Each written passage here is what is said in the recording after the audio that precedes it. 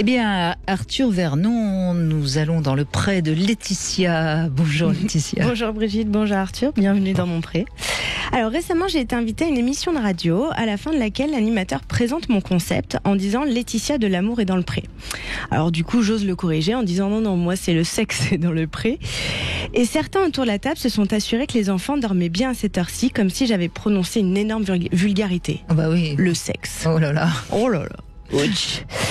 J'ai senti qu'on jetait un voile de tabou sur ce mot. C'est incroyable, hein. Déjà, encore aujourd'hui. Encore aujourd'hui. Et en plus, c'est un peu déçu parce que des gens, voire un peu plus jeunes que moi, j'ai dit bon.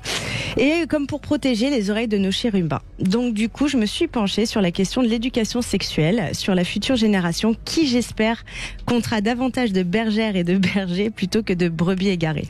Rapidement instruite par mes bons offices, elle m'investit d'une part de ses bénéfices.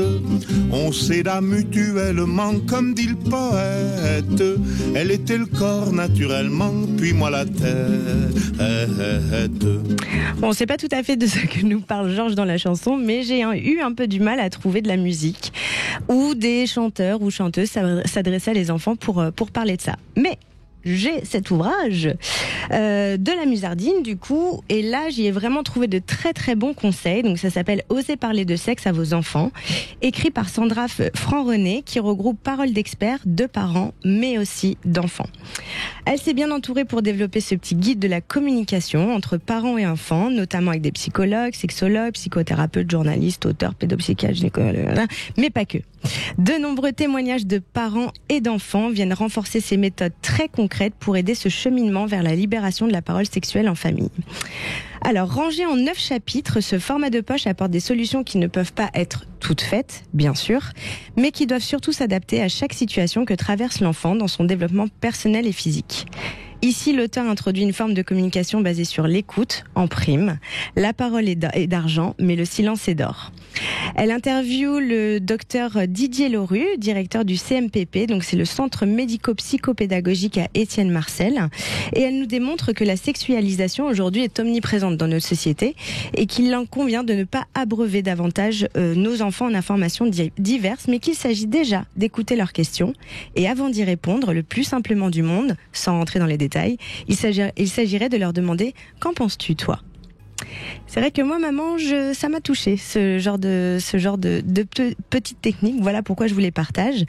Donc là, ça servirait à mesurer leur vocabulaire, mais aussi leur attente. Et il n'est pas question non plus de pérorer son expérience personnelle auprès de sa progéniture. Alors ensuite, on y pose les bases, des notions indispensables à la valorisation de la sexualité, comme le consentement et la confiance en soi. La confiance entre nous et nos enfants est évidemment importante pour que l'enfant veuille trouver des réponses auprès d'eux, même s'il ne s'agit pas d'une règle en soi ou ni de l'idéal d'une éducation sexuelle. Le rôle de parent peut être juste celui de rassurer plutôt que d'expliquer. Et Michael Larare, qui est psychiatre, précise que malgré le discours ambiant qui incite à parler librement de sexe avec sa marmaille, la gêne naturelle qui existe n'est pas une mauvaise chose. On ne discute pas de sexe comme on commente un match de tennis. Cela doit rester simple et sain. La découverte de son propre corps mènera l'enfant à se ou poser des questions naturellement. Il en convient du coup de mettre un vocabulaire adapté mais bien réel afin que les petits zizi et zézettes ne viennent pas abolir le vrai nom mais juste d'établir une façon ludique d'en parler. Parce que quand il s'agira de surveiller le respect des limites à la sexualisation de nos enfants, souvent pré-ados à ce moment-là, il vaudra mieux qu'ils aient les vrais noms. La notion d'intimité a une importance fondamentale aussi pour cette éducation, car elle encouragera le développement du petit jardin secret, sans qu'il soit entaché de honte et de saleté. Et on traverse aussi dans ce bouquin les différentes tranches d'âge. Chez les tout-petits, de 7 à 12 ans, le calme avant la tempête, et les ados, chez qui le corps en transformation va amener une vague violente de phénomènes et biologiques et psychiques. Alors les protéger de certains complexes sur les tailles, comme la taille du pénis, la taille de la poitrine, en valorisant plutôt leurs points forts physiques, sera peut-être mieux pour ouvrir la communication, parfois compliquée avec nos chers mutants. Alors Sandra consacre d'ailleurs des chapitres entiers à la pudeur, à l'homosexualité, les chagrins d'amour et la première fois pour la période de l'adolescence.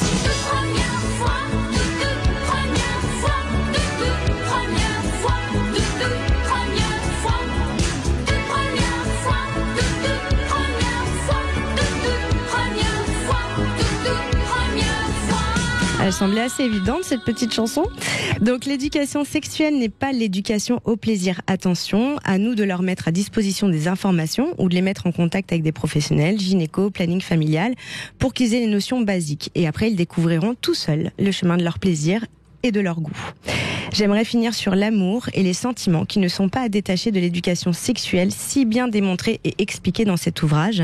La dimension affective et émotionnelle est la clé d'une communication saine et paisible de la sexualité. Le sexe avec l'affect et l'éducation préventive à bien des mots, explique Sophie Marinopoulos. J'en parlais avec des amis ce week-end et Ficelle, 53 ans, de me confier que ses parents glissaient volontairement des bouquins sur le sexe masculin et le sexe féminin pour sa petite sœur et sur le fonctionnement de la sexualité vers 13 ans. Et pour lui, c'était plutôt un bon souvenir à l'époque où ses parents étaient peu habitués à parler de sexualité.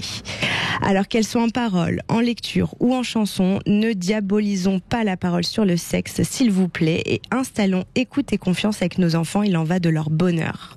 Et chers parents, j'ai une excellente artiste à vous conseiller pour se dédouaner de cette pression parentale angoissante du 21e siècle. C'est Laurie Perret, humoriste et chanteuse, avec ses phases crues sur l'accouchement et ses bons conseils de maman où elle vous le rappelle. Parfois, la meilleure solution n'est qu'une question de bon sens. On l'écoute sur la théorie du genre. Une chatte, c'est un chat-fille, c'est aussi là où ton père décède. Ah, mais il m'emmerde, l'école de la petite, là, ça va, elle a de la fièvre, on en a tous eu de la fièvre, on va pas me faire chier toute la journée. Foutre un mode avion, ça. Pour les animaux, c'est facile de reconnaître un garçon d'une fille. Pour les grandes personnes, c'est plus dur parce que des fois, on n'est pas sûr. Par exemple, à la cantine, tu verras sous la jupe de Martine, les poils qui dépassent de son pull arrivent jusqu'à ses testicules. Et voilà, c'est tout pour moi. Merci Laetitia. Après